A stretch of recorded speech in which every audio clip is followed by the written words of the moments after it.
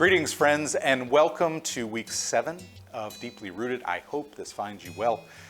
This week, we're going to talk about compassion and how compassion is a key component of being deeply rooted.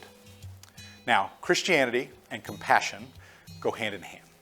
In many of the gospel stories where Jesus is healing someone, it often says that he felt compassion before he acted. And I found this wonderful quote from the Trappist monk and writer Thomas Merton, who says this about compassion. The whole idea of compassion is based on a keen awareness of the interdependence of all these living beings, which are all part of one another and all involved in one another. Compassion is a remarkable and peculiar emotion, if I might say, for a number of reasons. First, compassion nearly always arises from our gut. It's a feeling that kind of starts in this space right here. And second, compassion is a reaction and a physical manifestation of other people's pain and experience in our bodies, meaning we feel compassion often because of someone else's suffering. And finally, compassion is like a magnet. It's a magnet that spiritually and physically connects us to the people around us. And because compassion is woven into the story of Scripture, and Jesus was so often moved by compassion, it seems to me that compassion is meant to be something akin to a holy interruption, where God is telling us through our bodies that now is the time to do something.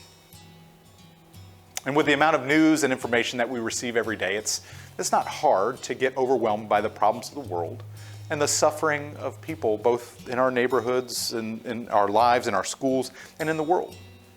And we can experience the pain and challenges of others to such a degree that we can almost become numb to it.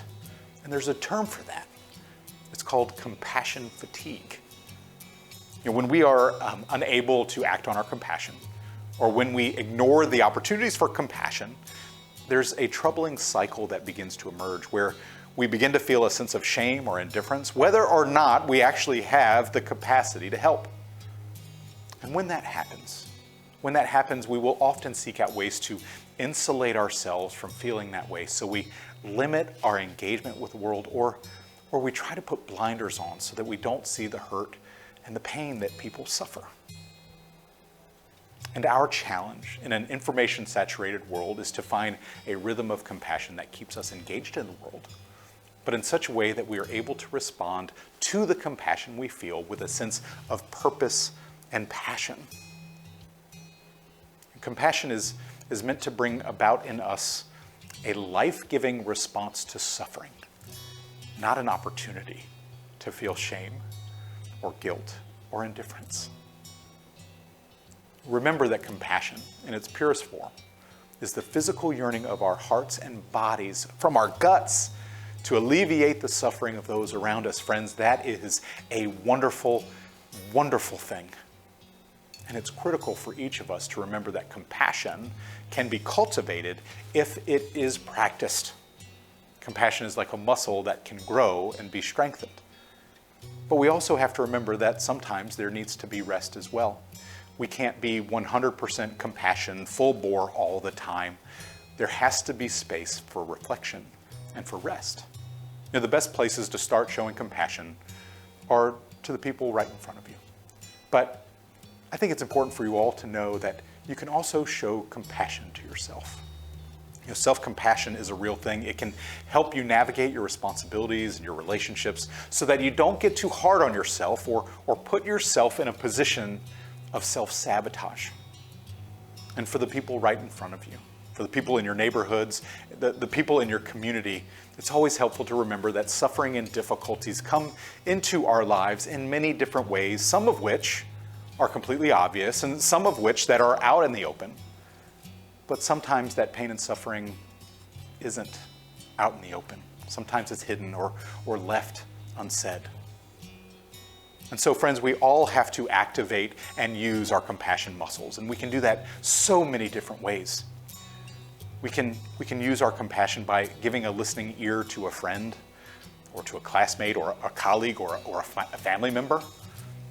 Compassion can be a hug or a held hand at the right time. Compassion can be a shared meal or a given meal to someone in the community. Compassion can be purchasing extra food at the grocery store for a local food pantry, or it can be donating clothing to a community ministry. It can be giving funds to hurricane relief or Afghan evacuees or any number of other issues. There are lots of ways to practice compassion. That's what I'm getting at, friends.